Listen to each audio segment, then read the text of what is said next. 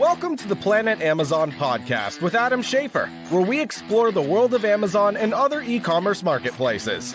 Join us as we delve into the latest strategies and tactics for successful selling on the world's largest online marketplace. Hello, I'm Adam Schafer, and welcome to Planet Amazon, where we talk about all things Amazon. Today on Planet Amazon, we're thrilled to welcome Alex Karagiannis, the founder and owner of Lazat, a UK-based digital marketing agency specializing in Amazon services with a strong presence in both the UK and Greece. Lazat supports brands across the globe in navigating complexities of the Amazon marketplace. Alex himself is an Amazon FBA seller and the founder of the Athens e-commerce meetup, bringing years of on-hand experience and insights into the ever-evolving e-commerce landscape.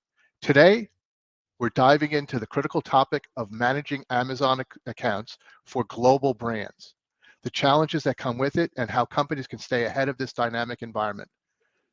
Alex, welcome to the show. Hi. And it's great to have you here.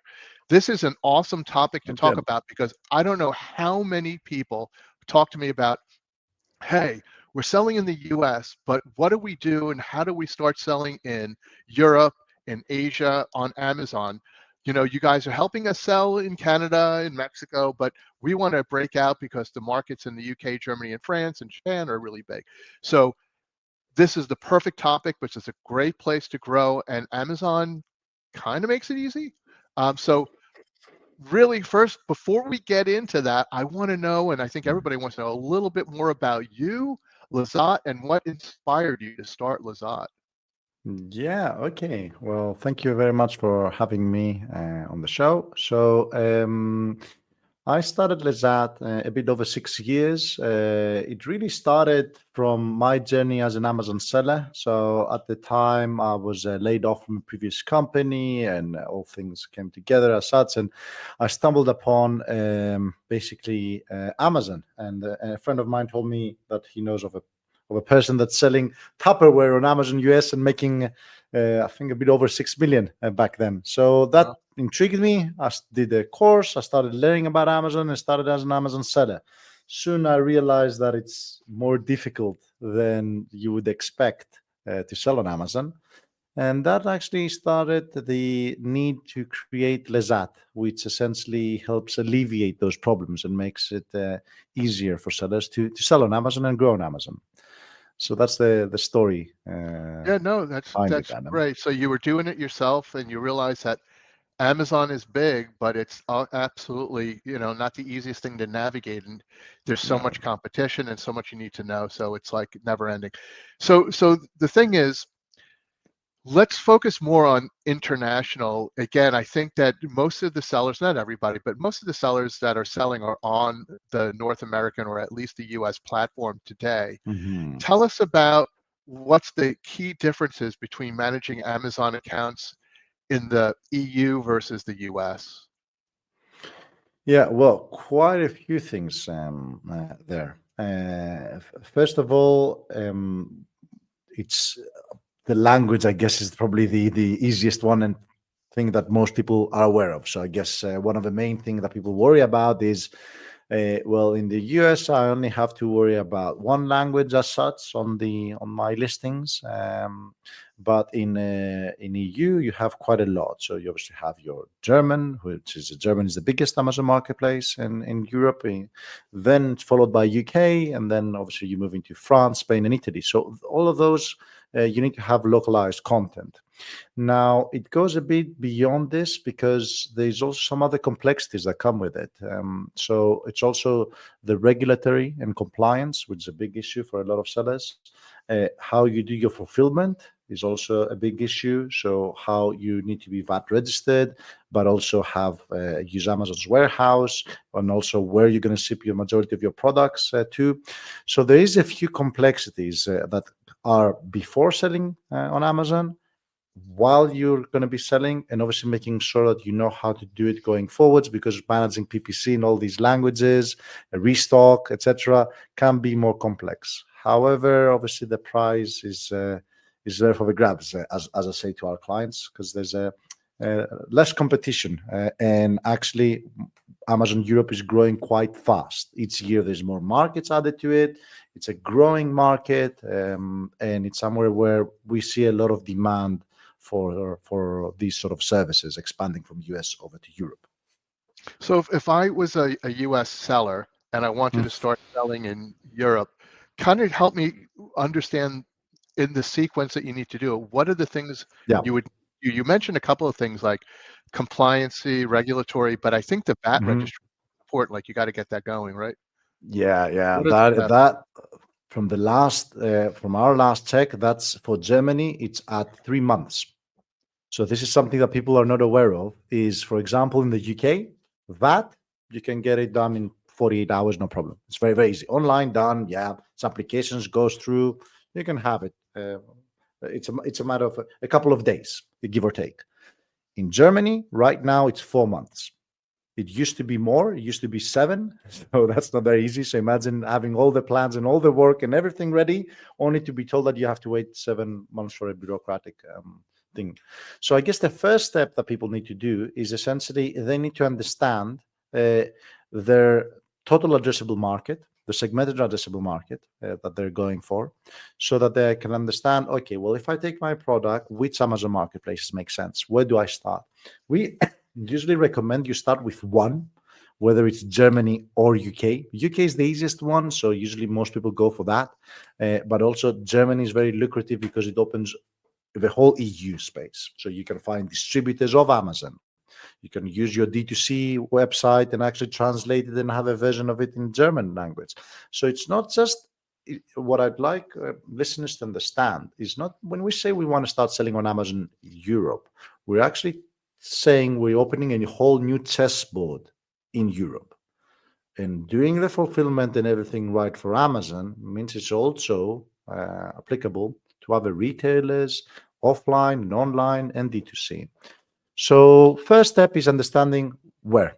Learn who your competitors are in each one of those marketplaces. Learn what price they're selling in. If you're able to have some tools like the leading tools for searching data and market size, etc., use some of those to understand what's happening. And then try and realistically see whether your product, with the reviews that it has, the USP that it has, and the positioning it has as a brand, can actually stand there. That's something I think a lot of people can do even without talking to a specialist agency or using some external help. That's something any owner could do on their own. Just a tip for your audience, obviously make sure you use a local postcode. So if you're in Amazon Germany, find a postcode in Berlin, for example, and use that so that you get the correct searches on Amazon and not just any searches. So we talked about getting VAT registered in Germany takes longer than the UK. Those are the two best markets to start in. But if you're selling, let's say if you're selling in Germany and you have products at Amazon FBA Germany, even if you don't have the VAT for the other European countries, can you sell into them like in the US, or do you need to get a VAT for every country? Yeah, very good question. Now, here, what happens is there's a threshold. So the easy way of explaining this, and by all means, it's not that I'm an accountant by trade as such, but this comes from my experience and seeing what my clients also do, and I'm also selling on Amazon Europe. So the way it works is there's a threshold from which you can sell from Germany to Italy, for example. But then if you exceed that threshold, then you need to start paying tax in Italy for those products. So there's a tool called One Stop Shop, the OSS, which is a quick way to actually get VAT registered and attribute your VAT to all those countries. So essentially what's going to happen is the normal step, the most common way that we see things happening is some people, they just set up Amazon Germany. They have a warehouse outside of Amazon where they import the goods. Then they drip feed Amazon FBA Germany. Once that is set up, then they activate the rest of the countries, which is Italy, France, Spain, Poland, and Belgium, and Sweden. It's not as big as the other ones. They're catching up, but not as big. So Italy, France, Spain, and Germany is what we call the EU4. So once they activate those, some sales start to come in. If a product is very unique and there's some outside of Amazon also a trend, etc., then usually the sales pick up a bit faster. When you hit that 10,000 euro threshold, then actually you need to be VAT registered in that specific country. So it's always good to keep an eye on this, because regulatory compliance can actually come with fines and can actually be something quite annoying for sellers at the beginning. So it's something that you should know and take it as a positive thing, because the more you grow, the more you have to comply with the tax man in each one of those countries. Yeah, no, okay. So I could start in Germany, but by being in Germany, I could leverage all of Europe until I get to 10,000 or thereabouts. Right. Amazon doesn't stop you. You have to self-regulate. Will Amazon keep on selling? Will they suspend your item in those countries? No. So you got to manage that. Amazon says it's your responsibility to pay the VAT where you should. I don't care. Basically. Okay, got it. Yeah, got it. So that's interesting, and so it's great. And is Germany the place that people go to put their products at FBA to leverage Europe, or are they doing it in Poland, or what? Yeah. So, well, the thing is, Germany is the main one, and the reason behind this is because, first of all, Germany is, in terms of population and location, actually is very central to Europe. So countries like Poland, for example, would purchase, Austria would purchase, and so on. Secondly, Amazon has started to expand there's a program essentially. So in other countries where Amazon doesn't have a marketplace, if you buy from Amazon Germany, the free delivery is up to 50 euros and over. So actually it's pretty economical, really, to even purchase from a country like Greece to buy from Amazon Germany your products, and pretty good service in terms of delivery. So as such, what has happened is Amazon Germany has grown a lot. It's become the biggest one in Europe, and continues to grow. So that's where people focus their effort, and that's where we would recommend they focus it as well, and then localized in other countries. Cool. So that's great. And my guess is this is why you need help, because it actually can be a little complicated. So I have a product. It's doing great in the US. It's got lots of reviews, 5 stars. I want to sell it in England and Germany. What happens? Am I able to port my reviews? I'm always told I could port the reviews over. Is that true or not? Yeah, very good question. So there depends. 2 methods. One is the wrong method, and one is the correct method. So the wrong method, but if you do it, you're not going to get the reviews across. So the wrong method is usually one of the 2 problems people have. One is they create a new SKU. It's a very, very small detail, and it's one of those things that gets slipped. But if you don't have an Amazon expert by your side, or an e-commerce expert, you might happen. So they say, well, we have this product, well, we're going to sell in Germany. Okay, well, we need new packaging. Okay, well, new packaging means use barcode, and that's where the issue becomes. So when they create that new barcode, then you cannot carry those reviews with you. So the barcode has to be the same. So your UPC code has to be the same, right? Yes, so that's the unique identifier of Amazon, saying that this product is linked with this product. So basically, you're taking an ASIN you have in the US, and you're bringing the same ASIN over. You're not creating a brand new ASIN, and by making it the same exact ASIN, they let you bring the reviews over. Is that exactly right? You got it 100%, Adam. You got it. Yes, and then to comply with the local regulations, you can put stickers on top of it to say about the warnings, the suffocation warnings, the distributor address, the local address, local telephone line. I was just going to ask you, do you really need to have separate packaging? And you're saying you put stickers?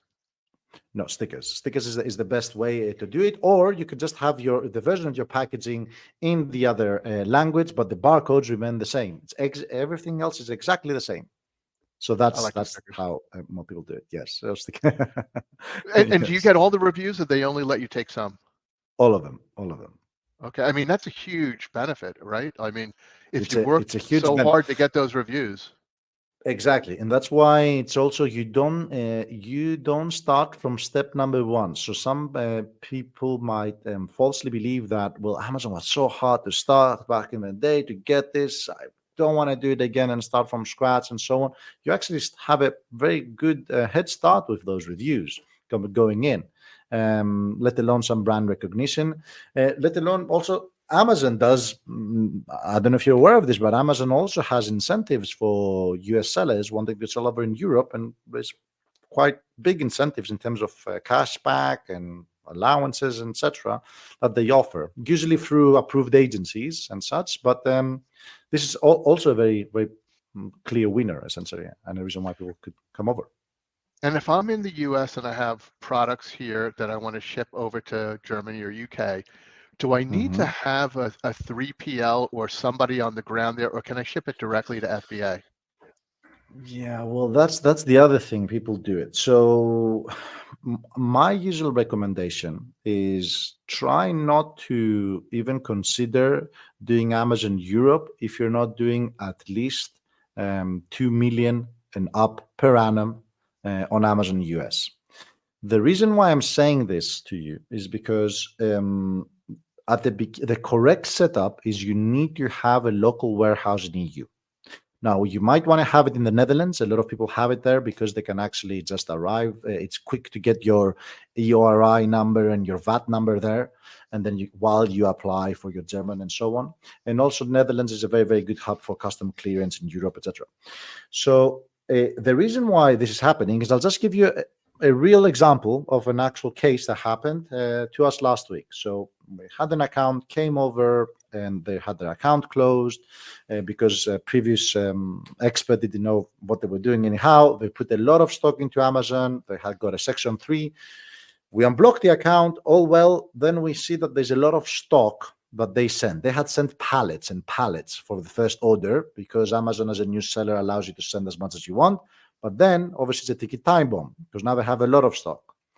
Now that client is not in it's in a country in Europe, Bulgaria, so they don't have a marketplace there.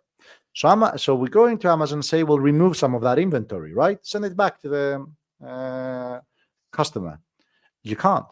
Amazon says removal orders you can only do on an Amazon marketplace. So Germany, France, Italy, Spain, Netherlands, Belgium, Sweden, Poland.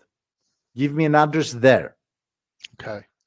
So that's a very common problem. So if you're going to remove product, it's got to go back to one of the Amazon countries. Correct. Otherwise, you liquidate it or you dispose it, and all of these come with ever increasing costs by Amazon. So again, that's why I say when you're trying to look at opening Europe, Amazon Europe, try and think of it as opening a new chessboard, which Amazon is a thing of it, but also you want to utilize it for other things as well. So finding offline distributors, finding etc. That way you can best utilize big shipments sending to Europe, your containers as such, and be able to move products much faster in this continent. Okay, I didn't realize that. So you got to have some kind of local in one of the countries. You got to have some local warehouse as 3PL, something to hold your products and feed it to Amazon. Yeah, exactly. Because in US, it's like remove order. Okay, well, it's in Texas. Okay, let's send it, I don't know, in California, whatever. It's all US. But in Europe, that's not the case. You cannot send it anywhere you want. And you talked about, I guess, localization earlier, but if you have an ASIN, let's go back to I have this ASIN in the US. It's got 5 stars, got tons of reviews. I'm going to turn it on in Germany, but I have it in English. Is Amazon, when I do Canada, it translates it, or Mexico, it translates it. Is it going to translate it, or am I going to have to redo the entire copy? Well, you think you know? I think you know the answer to that one. Unfortunately, the auto translation is not there, and it's one of those most common things. So, and not only that, I'm sure you've understood how competitive Amazon is also becoming in the sense of bigger brands are joining in. They're using Amazon as a main revenue source. They're optimizing listing keywords. This is exactly what's happening over this side of the Atlantic as well. So therefore, your German listing is not just a close translation is not just going to cut it. You need those keywords. You need to speak the language of the consumer. You need to use the terminology that people use for the specific product, and so on. That does include your A+ content and your brand story and your video and infographics. So it's very crucial. Another tip for your audience: whenever you do design work, whether it's with an agency or someone else, or third party or in-house, make sure you keep those source files ready, because you never know when you need to reopen them and just change the English to French or Italian and so on. That's going to be very handy. But you need to actually, to be successful, if you want to have the right copy, the right SEO, you kind of have to start from scratch and redo the copy. Maybe the pictures are good, but the call outs have to be changed. Correct. Yeah, It has okay. all to be in German language. That's why I say UK is a bit easier. So Right. UK, you don't really have to do that. Okay, a difference between American English and UK English. It's but very little differences and etc. Maybe there are some changes in how people search on Amazon.co.uk as opposed to .com, but it's very small compared to obviously the other marketplaces. So in Germany, France, Italy, and Spain, you have to have local. English is not going to cut it. So if I have brand registry in the US, do I need to apply for brand registry in Europe? Yeah, yes. So you have what's called the EU IPO, so European Union Intellectual Property Office, which is over in Madrid. So you need to do that, which is going to take, well, it depends on your case, etc. Sometimes some big brands over in US have global trademarks. If you have a global one, you already have it. If you only have US, you need to do the EU one, and if you are going to sell in UK, you need the UK one. So prices for those depend really. If you do it alone, most sellers can do them DIY. They can do them themselves. It's pretty an easy process to do, and it can take anywhere, really, from my experience, anywhere between 3, maybe 4 to 5 months. It depends. Really? But you can't use your US there. trademark. You can't use the US trademark. No. So you got to get a EU or a British trademark. Correct. Do they in the Correct. US? They have this program called IP Accelerator, where you could use an approved lawyer, IP lawyer in the US, and before you get the trademark completed, which could take a while, you're in a couple of weeks you're up on Amazon with brand registry. Does that exist? Yes. So in US, the trademark process a bit more. There's more scrutiny around it. In UK and EU, it's a bit easier to navigate through this, and you can actually just put your application number. So even though it's pending, right, it still goes through. So then when it gets granted, it's automatically granted. So it's one of those quick things that you want to look at together while you're doing your VAT and your EORI, which is your import code as such. You want to look at that EU and UK IPO together. But it's the same concept. You need to have brand registry to have A+ content. You need to have brand registry to run certain advertising. You need brand registry to protect your content. It's the same old. Yes. I mean, that's a big deal. So part of getting the VAT, you got to get brand registry sorted out if you want to have good content, or you won't be able to bring over your A+ content, I imagine. Correct. Wow. Okay. Again, that's why I said there's a reason why I set the threshold before to this type of sellers to that level of revenue. Yeah, because you will have a setup fee, right? Whether you go with a specialist agency like us or anyone, a consultant or anything, you will need to do those things because you want to do them as professional as possible to give the best chances that you can to grow in those marketplaces. And the first couple of months obviously is about getting that data back from Amazon, advertising, ranking, all of those things. So realistic expectation is there's going to be a couple of months where you collect data before you actually start seeing those results. Very similar to when you launch a new product on Amazon, really. You don't expect month 1 or month 2 to be high profit, high revenue. No, but I'm hoping with the reviews. And hopefully the content I could get some running start anyway. Boost. Yeah, absolutely. Yeah. Well, the other thing what's good is you can do Vine again. So you can do Vine again. You got more reviews. You can revine them if you want. Okay. So the same program in the countries. Yep. Correct. Cool. Okay. That's great. Now you talked a little bit about the advertising, but PPC, so you're spending a lot of money on advertising in the US. Is there a way to go to school on the advertising that you've been doing in the US and bring it over there, or are you really starting from scratch? No, you're not, because what happens is on your advertising, you will have realized a few things around. First of all, create. Let's start from the creatives. Okay, so the creative side, so from the more advanced type of campaigns, your sponsor brand, for example, or video, the creatives that you have split A/B tested, those will still apply. Your main image, which obviously applies for your sponsor product, again, split A/B testing your main image for CTR and so on, those experiments will still apply. So therefore, you can bring with you lessons learned because an optimized Amazon image is the same in US and in Germany. Now, what you need to start learning a bit more is your other data, like your competitors, or maybe the category, or maybe the ASINs you're targeting, or the keywords you're targeting, that sort of thing.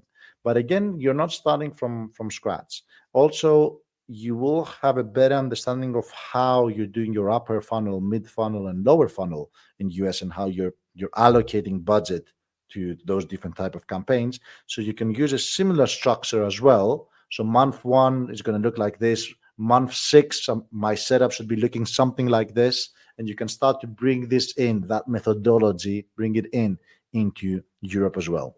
And from our experience, it's less competitive than US. US budgets are much higher for PPC, and there's a lot more competition and AI tools and agencies involved, whereas in Europe, it's significantly less. So we tend to see very, very good ROAS over here. You know, one of the things we do for our clients is we help them maintain what they call minimum advertised price, or MAP, in the US. And we help them by creating a policy that works for their channel. And we help find unauthorized sellers and find the source that they're getting it from and getting it off the platform to make it a cleaner channel on Amazon. But I think and you tell me, in some of the countries, you can't have a minimum advertised price. Is that right? No, you're right. This is a very, very, very good question.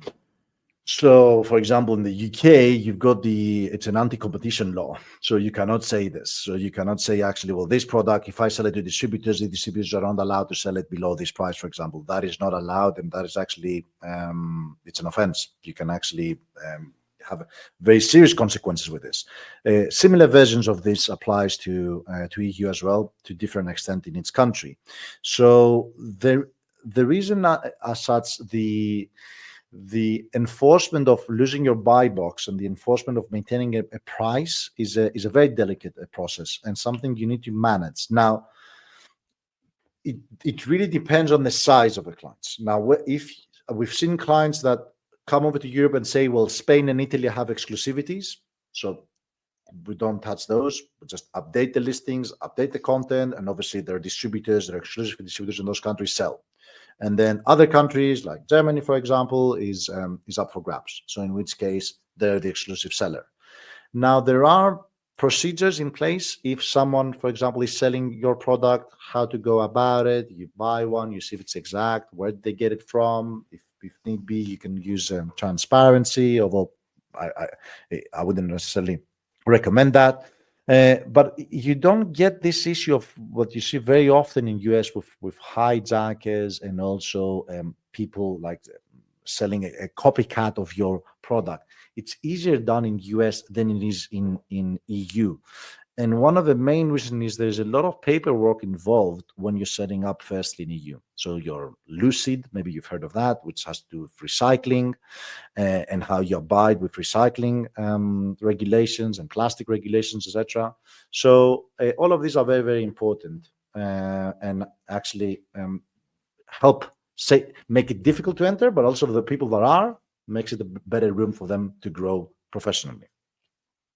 But it's the same story. If you have a few different sellers on your ASIN, the lower price is going to most likely win as long as it's prime, right? But from where would you get them?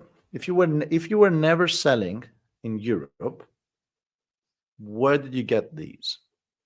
So you're gonna have two types of sellers. You're gonna have the person who's selling, I don't know, let's say water bottles, okay, and then they're selling water bottles are unique, etc., and they're doing, I don't know, something like 5 million on Amazon per year. They've never sold in Europe. They had one time a distributor in UK, didn't do much. Their product does not exist in Europe. So those people there's never going to be anyone that competes with them in Europe. So the less distributed you are, the better you are.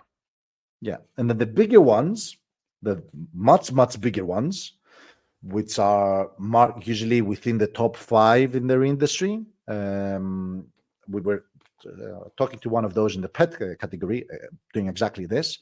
They're very big. They're number 1 actually in their respective category in US, and then in Europe they have some other copycats. They have some of their product being sold but at ridiculously high price, X5, etc. So when they go into that market, then actually that is like a cleanup process, because you've got the original, you've got the ownership, you've got the correct price, etc. If anyone's trying to use the design, etc., you can get those down. So it's part of that process. It's a slow process, but the problem is not as big as it's over in the US on similar cases. And are you finding with pricing, if somebody's selling something for $100 in the US, is it usually just translated, or are they trying to make more money in Europe? What do you think is the average kind of thing out there? So you mean I'm selling it for $100, but I'm now going to start selling it in the UK or Germany. Am I selling? Do you think I'm able to convert the price so I can make $10 or $20 more? Or am I going to be probably on par with my US pricing? Can you make more margin in Europe? Yes, you can actually. Because this goes back to the first thing that I mentioned in terms of how you want to be doing your market research before going in. So you're in a very, very, very good position if your products are more in the premium range. You're in a very good position if you're one of the original inventors of something, and then you don't have a lot of competition. So therefore, you can justify why the price is more expensive in Europe rather than UK compared to your listings. So it's not a direct exchange rate conversion as such. And when it comes to ASINs, could you be, I guess, suspended or delisted for a SKU or an ASIN in one country and not another? Or is it once you're delisted, you're delisted? No, it's the first, what you just said. So you can get let's say, trademark violation and policy violation, and that takes down your listing in Italy, but Spain and France and Germany continues as normal, for example. Okay. Very rare, but yeah. Okay. And if you're again an FBA in Germany, but you're somebody in another country is buying your stuff, are they changing what you pay Amazon, or is it still fixed? You go into the Amazon calculator, it tells you what the FBA price is, and that's your price, or is it changing if somebody's buying it from Poland, from Germany, then Germany to Germany?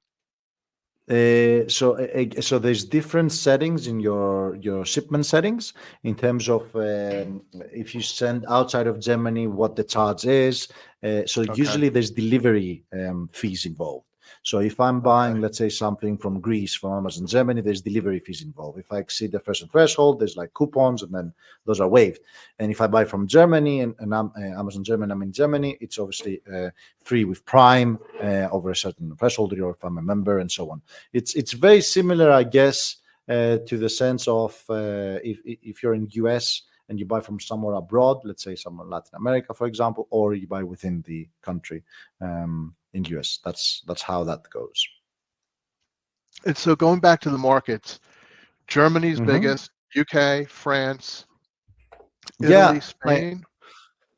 So I mean, just a bit from the top of my head, just to give you a bit in terms of how big it's on a monthly user basis. Now, these are just estimated numbers based on the last data I had, but you're looking at something around 500 million searches is on Amazon Germany per month, and then you've got something like 350 on UK. And then it goes 160. So France and Italy is more or less the same. And then just a tiny bit less is Amazon Spain.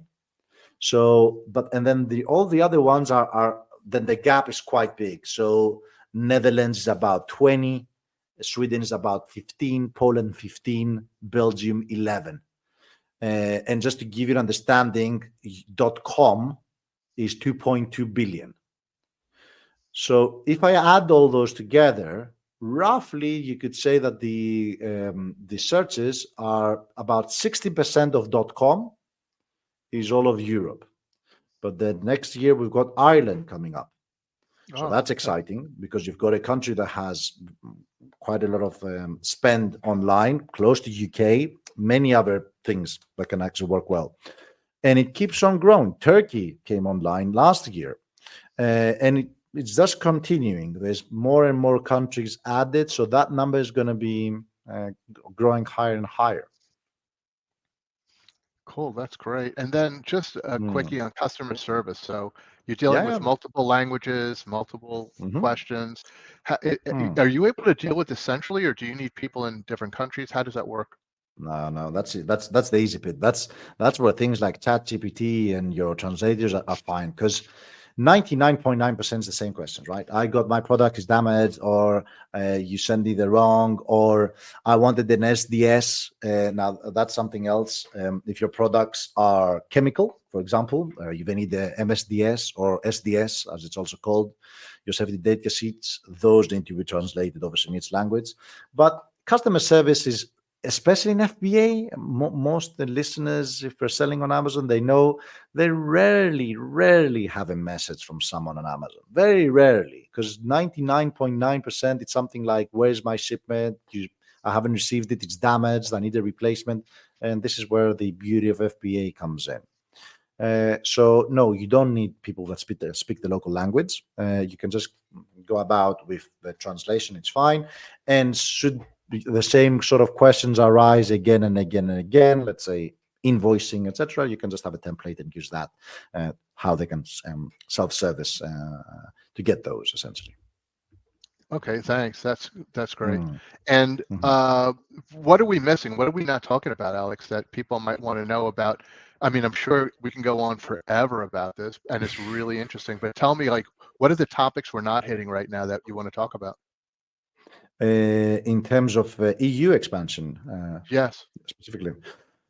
So, well, the things that we're not talking about is one, it's not understanding your pricing is not going to be very easy. So people think is, I'm just going to throw my products into Amazon Germany, and then I'm going to sell in Amazon Germany, and I'm just going to activate France, Italy, Spain, etc., and then it's going to send there. Okay, what's the fees involved? Because if you send from Germany to France, they're big fees, and they keep on increasing. So really, you're not going to do that. It's going to be very expensive. So if you, just to give you an understanding, for something like normal size, like let's say mobile phone size thing, something that would be 380 in Germany, sending it to France, 8. So is it really worth it? You know, if you're selling something for 800, yeah, okay. But if most people that sell something for like 15, 20, 25, 30, you need to consider this. So that's something to consider when you're at the initial stages and not VAT registered in France as well. The other thing is for the bigger players that want to expand. When you get VAT registered in France, Italy, Spain, Germany, so all of those countries together, there's the benefit of what's called Pan-European FBA. So that's like a very, very high-level program of Amazon that unfortunately was advertised as something easy that anyone can do, but really it's only for companies who are really big that can utilize it, because you want to be VAT registered in France, Italy, Spain, and Germany. So then Amazon just moves the inventory around to just make sure you have enough for Prime.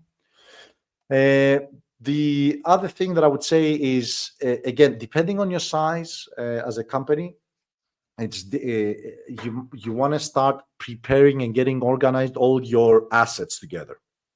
So videos that you have, UGC contents that other people have created for you, maybe you can get source files of those.